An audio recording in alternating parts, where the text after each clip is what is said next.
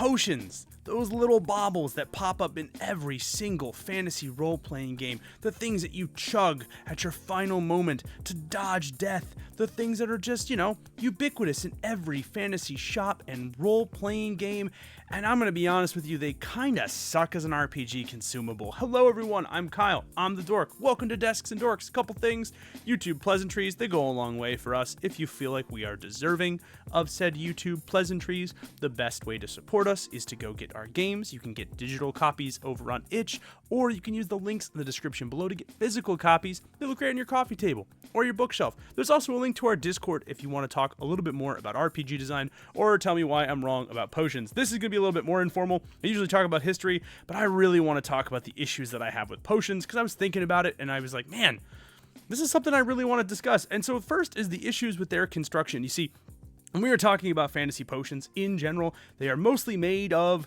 glass. And now, again, it is entirely possible for us to make tempered glass, stuff that is able to withstand some amount of shattering or jostling or pushing around, but let's be real for a second. There's a reason that, reusable water bottles usually come in metal or aluminum or sometimes in nice thick steel and not in glass. And the idea of us actually moving around and running around with glass bottles while we're, fighting a vampire, trying to strangle a dragon, attempting to kick some sort of eldritch abomination right in one of its many faces.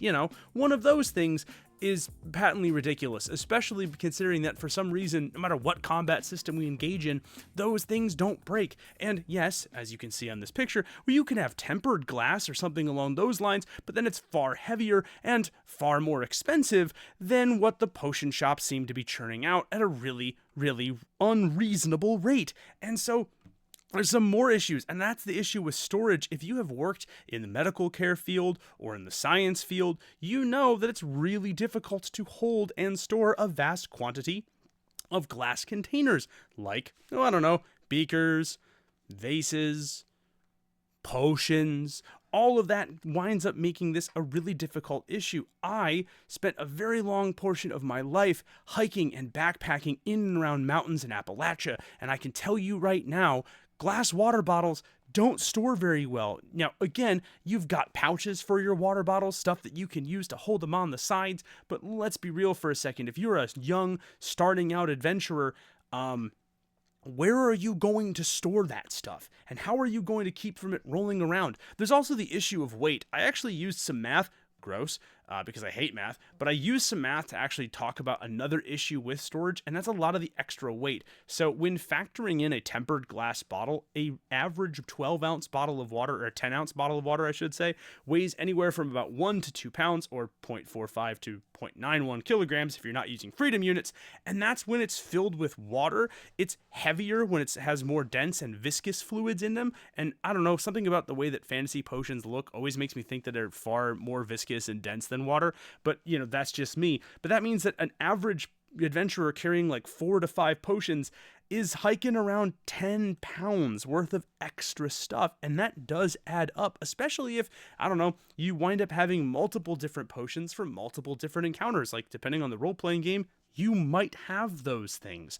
So this is greatly contrasted, by the way. I did some more math and some more digging, but the average US military field med kit weighs around 1 to 2 pounds, and it's made to be hauled around combat zones, unlike a bunch of glass vials. Now, my big third issue, and again, it is an important one, it has to do with those apothecaries, is the issue with its use. Do you know what I love more than anything else when I'm fighting for my life? Having 2 functioning hands with which to do so.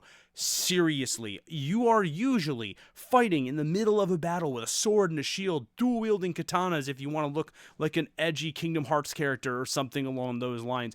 And you know what you don't have time to do? Take a second and swig down a potion. There is a reason the Dark Souls games gave people cultural whiplash when they realized that the drinking of potions is a slow-timed animation and that you can instantly get eviscerated by some 300-pound spider monster named Morgoth the Light Devourer. And it's not great. It doesn't really work well in practical combat. Again, I doubt your opponent is going to give you a Dasani break when you're in the middle of a fight for your life. And Finally, my fourth major issue with potions is an issue with mechanics. You see, in a lot of the games, potions heal at random.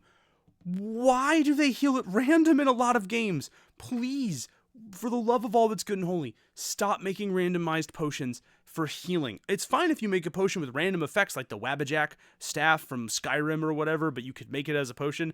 You know what? Feel free to steal that. That's a good idea. That's for free. That's just for watching the video. You're welcome, world. But like, seriously, imagine for a moment that you are going through a series of medical advancements and they tell you that there's like a 1 in 4 chance your surgery just doesn't work. Not because the doctors are incompetent or because the surgery is dangerous, but just because that's what your medicine has evolved to. Seriously, why are they random? It doesn't make any sense. So, now that we've addressed those issues, let's talk about how I would fix them, because, it's fun. So the first thing I want to do is give you a lot of options. I think the more options I give you as a storyteller, as a GM, I think the better off this is going to be. The first one actually combines my love of packing and hike packing is what I almost called it. But yeah, get yourself a magical camelback. Seriously, these are awesome. They are thin. It's like a water skin. You wear it on your back, so it's evenly distributed, which means you can move around with said water weight with very little issue.